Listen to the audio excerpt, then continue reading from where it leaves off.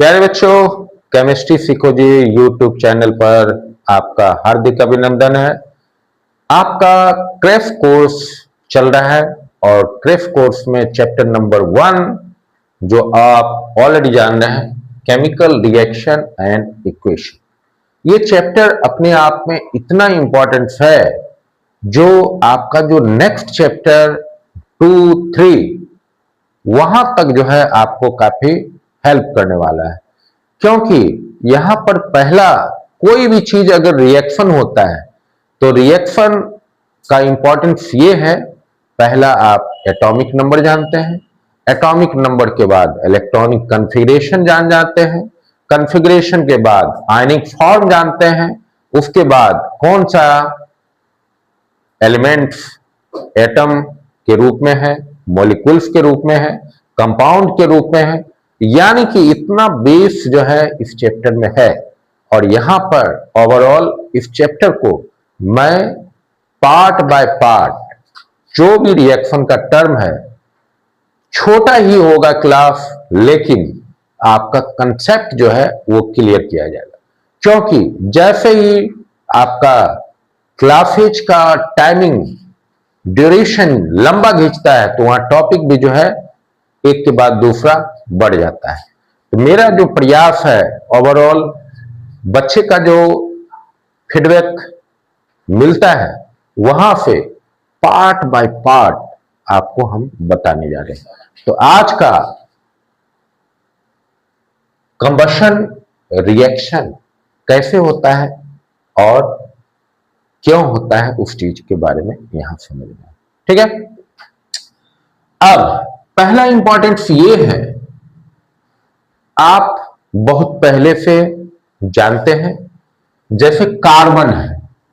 अब आपसे पूछा गया जो कार्बन किस रूप में है, सॉलिड में है, लिक्विड में है, गैस है, एक्वा सॉल्यूशन है। मतलब ये चार फेज जो है आपको कंटिन्यू, यानी कि जो केमिस्ट्री का रिएक्शन टर्म है वहां पर आपको ये चीज लिखा मिलेगा। तो यहां पर जो कार्बन है वो आपका क्या है, सॉलिड स्टेट, S4 क्या है, सॉलिड स्टेट, याद रखना है। उसके बाद ऑक्सीजन जो है वो गैसियस फेज में है। ठीक है। अब यहां पर जो रिजल्ट है ऑब्वियसली आप इसका जानते हैं। तो यहां पर आपका रिजल्ट जो है वो क्या बना, कार्बन डाइऑक्साइड गैस बना। ठीक है। अब ये होने के बाद एग्जाम में क्या पूछता है वो टू द पॉइंट वहां पर पहुंचते हैं। ठीक है। यहां पर आपसे पूछा जाएगा अगर ये रिएक्शन हुआ तो इंडोथर्मिक है या एक्सोथर्मिक। तो ये इंपॉर्टेंट है, इसी बात को समझना है। ठीक है। तो पहला जो है रिएक्शन आपका carbon solid plus O2 gas, result formation जो है कार्बन डाइऑक्साइड गैस बन गया। तो ये चीज आप कॉपी वर्क कीजिए। उसके बाद अभी जस्ट आपको यहां पर इंडोथर्मिक और एक्सोथर्मिक का कंसेप्ट बताएंगे।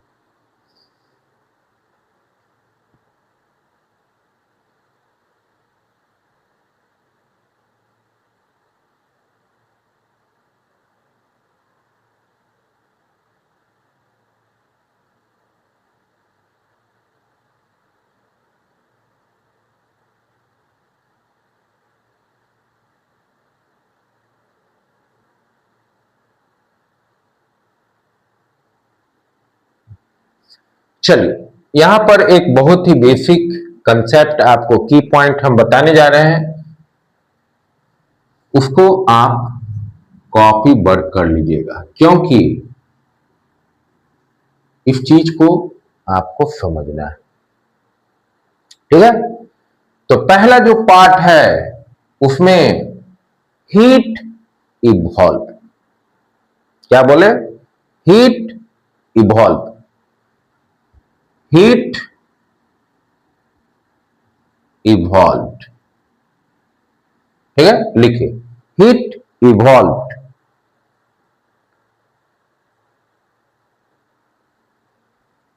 in the exothermic reaction sign जो है आपका इस जगह फॉर्मेशन में पॉजिटिव साइन होगा। Heat evolve in the exothermic reaction sign जो है आपका क्या होगा, पॉजिटिव होगा। ठीक है, तो यहां पर इस तरह का प्लस लिख दिए क्योंकि साइन जो बोल रहा है पॉजिटिव है, और यहां पर मेंशन कर देते हैं एक्सोथर्मिक। इसमें जो है आपका किलो जूल में जो है जो भी वैल्यू आएगा उस चीज को यहां पर हम मेंशन कर देंगे, जरूर करेंगे। ठीक है, तो ये वाला जो टर्म है आपको समझ में आ गया। जो carbon plus oxygen gas carbon dioxide gas बनाता है, और यहां पर जो है आपका क्या बना, एक्सोथर्मिक रिएक्शन बना। तो यहां पर वैल्यू जो है आप लिख लीजिएगा 393.5 किलो जूल। ठीक है, दूसरा रिएक्शन जो है उस चीज के तरफ अब हम जा रहे हैं, और वो काफी इंपॉर्टेंट रिएक्शन है। ठीक है, तो आपने नाम सुना होगा, क्या नाम सुना है, हाइड्रोकार्बन का नाम सुना होगा। क्योंकि अगर आप स्कूलिंग किए हैं या आपका बच्चे का सेंटअप एग्जाम भी जो है, बहुत बच्चे का नवंबर में है, बहुत बच्चे का रूटीन आया है सीबीएसई का दिसंबर, है ना, तो लगभग में 1 मंथ का जो है मार्जिन है बोर्ड का, है ना। तो वहां पर आप हाइड्रोकार्बन जो चैप्टर है कार्बन एंड इट्स कंपाउंड वो पढ़ लिए।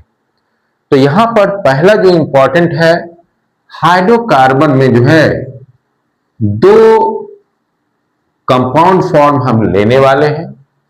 उसके लिए एक थोड़ा बेसिक जो इसका फॉर्मूला है वो बताना बहुत जरूरी है, क्योंकि डायरेक्ट हम लिखेंगे तो आपको सिर्फ नाम याद रहेगा, है ना। यहां पर हम फॉर्मूला भी एक यूज कर लेते हैं, क्या दिक्कत है, CnH2n+2, और यहां से हम एक मीथेन गैस फाइंड करना चाह रहे हैं, तो उसका जो फॉर्मूला है n=1 रखना पड़ेगा। तो 1C1, तो आप कार्बन 1 लिखेंगे, 1 मेंशन नहीं होता है। ठीक है, याद रखना है, कोई भी कार्बन एटम हो, कोई भी एटम फॉर्म, वहां पर 1 नहीं लिखते। तो यहां पर जो है आप क्या लिखे, carbon 2 × 1+2, this means methane gas जो है आपका बन गया। तो ये फॉर्मूला कितना बोनस पॉइंट हुआ आपको आभास या अनुमान लग चुका हो। दूसरा जो है n= हम प्रयास कर रहे हैं 4 रखने का, क्योंकि यही 2 रिएक्शन जो है आपको एग्जाम में आएगा, या तो आपका मीथेन आए, नहीं तो अगला जो है ब्यूटेन, उसका नेमिंग करने वाले हैं। तो यहां पर C4 4 × 2 + 10, तो यहां पर जो है इसका नेमिंग कर लेते हैं, मीथेन ये गैस हो गया, और ये जो है आपका ब्यूटेन गैस हो गया। ठीक है, तो हाइड्रोकार्बन का जो है अल्केन ग्रुप जो आपका सैचुरेटेड हाइड्रोकार्बन होता है, उसमें यहां पर 2 कंपाउंड जो है, एक मीथेन गैस और दूसरा जो है ब्यूटेन गैस हम सिलेक्ट किए। अब ये फॉर्म का जो है हम लोगों को क्या करना है, कंबशन करना है। क्या करना है, कंबशन करना है, और दोनों जो टर्म है वो काफी इंपॉर्टेंट होने वाला है। यहां एक बहुत ही आसान मेथड जो है यूज करेंगे, थोड़ा सा जो है स्टार्टिंग में आपको लगेगा, है ना। तो पहला जो मेथड है ऑब्वियसली आप बहुत ही आसानी से जानते होंगे। पहला नंबर, यहां पर क्या लिखना पड़ेगा स्टेटमेंट, मीथेन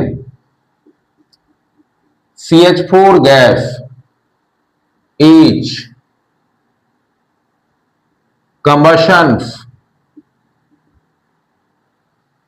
तो कंबशन किसके प्रेजेंस में होगा, ऑक्सीजन गैस के प्रेजेंट में, ठीक है। Methane is combustion, oxygen gas के जो है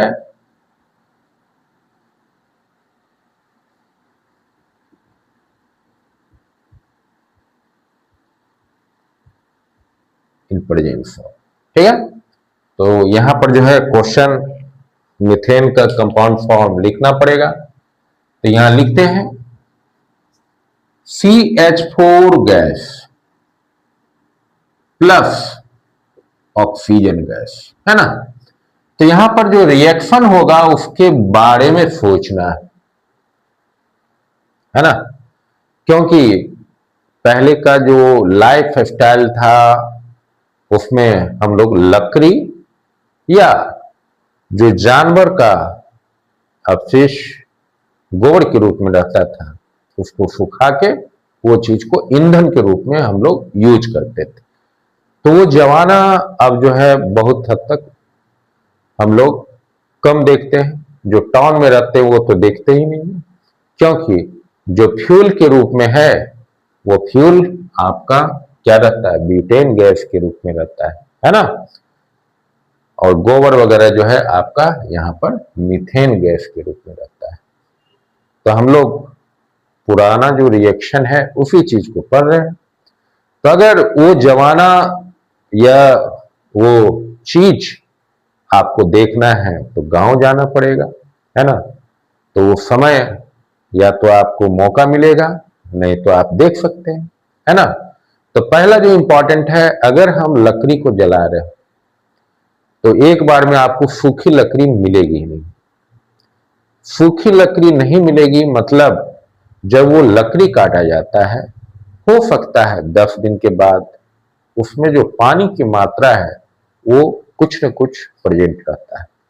तो लकड़ी जैसे ही जलाते हैं तो धुआं होना शुरू होता है, और धीरे धीरे अगर वो लकड़ी से गर्मी निकलता है तो देखते होंगे पानी का जो है थोड़ा सा निकलना शुरू करता है। तो दिस मीन्स यहां पर धुआं आपका जो है कार्बन डाइऑक्साइड गैस है, और लकड़ी के जलने के बाद थोड़ा सा पानी का जो अवशेष निकलता है उसे वाटर वेपर कहते हैं, ठीक है। तो यहां पर याद रखना है जो आपको क्या बनेगा, कार्बन डाइऑक्साइड गैस बनेगा और H2O जो है लिक्विड वेपर गैस के रूप में जो है अब बाहर निकल जाता है। अब पहला जो इंपॉर्टेंस है ये चीज को जो है बैलेंसिंग फॉर्म में जो है कैसे बनाएंगे ये इंपॉर्टेंट रखता है। तो यहां पर पहला जो है कार्बन से आपने स्टार्टिंग किया, ऑक्सीजन जो है आपका 2 टाइम्स है, तो कार्बन डाइऑक्साइड का काम हो चुका है, यानी कि 1 और ऑक्सीजन O2 ये रिजल्ट आपको दे दिया। लेकिन जैसे ही हाइड्रोजन के बारे में सोचते हैं, हाइड्रोजन जो है H4 के रूप में है और एक ऑक्सीजन जो है बढ़ गया, तब यहां से आपको दिमाग लगाने की जरूरत महसूस हो गई। तो आपको क्या करना है उसी बात को समझना है। अगर ये बैलेंसिंग फॉर्म यहां तक क्लियर था, ये वाला जो है एक एक्सटेंड हो गया, तो ये वाले को 2 अगर हम दे दें तो यहां पर भी जो है 2 का काम हो गया। अब लेफ्ट टू राइट जो रिएक्शन है उस चीज को देखते हैं। मीथेन गैस CH4 है प्लस 2O2 गैस है, यहां पर carbon dioxide gas plus 2H2O liquid बना। तो यहां पर रिएक्शन में जितने भी नंबर ऑफ एटम्स हैं, है ना, मतलब वो काउंट किए, तो यहां पर कार्बन 1 ऑक्सीजन 2 और 2, मतलब ये बैलेंसिंग हो गया। Hydrogen 4 times 2 multiply 2 4 time. मतलब याद रखना है, जो methane gas is combust of in presence of oxygen gas, then result is carbon dioxide plus water, liquid phase. ठीक है। अब दूसरा जो है रिएक्शन वो हम करने जा रहे हैं, और वो रिएक्शन जो है आपका ब्यूटेन का है। आपसे पूछा गया एलपीजी, तो आप लिक्विफाइड पेट्रोलियम गैस उसे कहते हैं। ठीक है। उसके बाद ये जो है कंपाउंड फॉर्म, उसमें याद रखना है एन ब्यूटेन। क्या लिखना है? N butane. तो यहां पर अगला जो रिएक्शन है वो आपको हम बताने जा रहे हैं, और वो रिएक्शन जो है आपका ब्यूटेन, ठीक है, इज कंबस्ट या कंबशन O2 गैस। ठीक है। तो यहां पर पहला जो इंपॉर्टेंट है, आप C4H10, ठीक है, गैसियस फेज, इसका नाम याद रखना है एन ब्यूटेन, नाम दिया रहेगा, प्लस ऑक्सीजन गैस। अब फॉर्मेशन जो है ऑलरेडी आपके पास ये कॉमन रहेगा, carbon dioxide gas plus H2O liquid. ठीक है। अब यहां पर रिएक्शन में आपको ध्यान देना है, कार्बन स्टार्टिंग जो है आपका क्या है? 4 है। तो यहां से स्टार्ट करते हैं, राइट हैंड साइड में भी जो है आप क्या किए? 4 लिख दिए, है ना। अब ये लिखने के बाद आगे के बारे में सोचना है, जो आपका जो ऑक्सीजन है उस पर क्या इफेक्ट हुआ। 4 मल्टीप्लाई 2 8 और 1 9 है, लेकिन यहां पर ऑक्सीजन जो है आपका सिर्फ O2 दिख रहा है, यानी कि अगर यहां पर 2 लगा दिया जाए तो ओवरऑल 4 मल्टीप्लाई 2 8 प्लस 2 मतलब 10 हो गया। तो इस जगह क्या लिखेंगे? 5 लिखेंगे, यानी कि 5O2, यानी कि ये कंप्लीट बन गया। अब थोड़ा सा जो है हाइड्रोजन जो है आपका ये प्रॉब्लम इशू कर रहा है, तो यहां पर हम लोग क्या करें?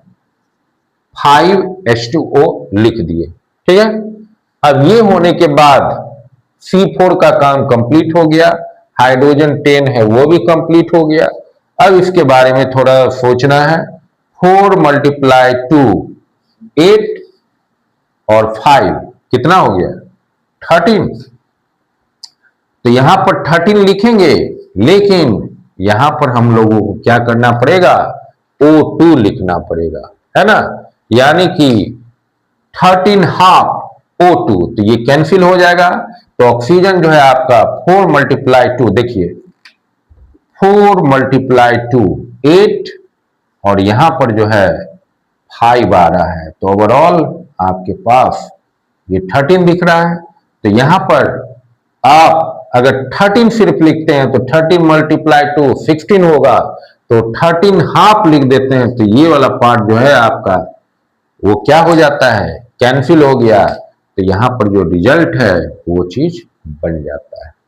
तो ये 2 इंपॉर्टेंट रिएक्शन है, n butane, this means LPG, याद रखना है।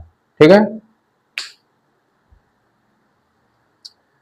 ठीक है बच्चों, तो ये कंबशन रिएक्शन 2 इंपॉर्टेंट रिएक्शन आपको बताए, और यहां पर ओवरऑल ये रिएक्शन जो है आपका कंप्लीट हुआ।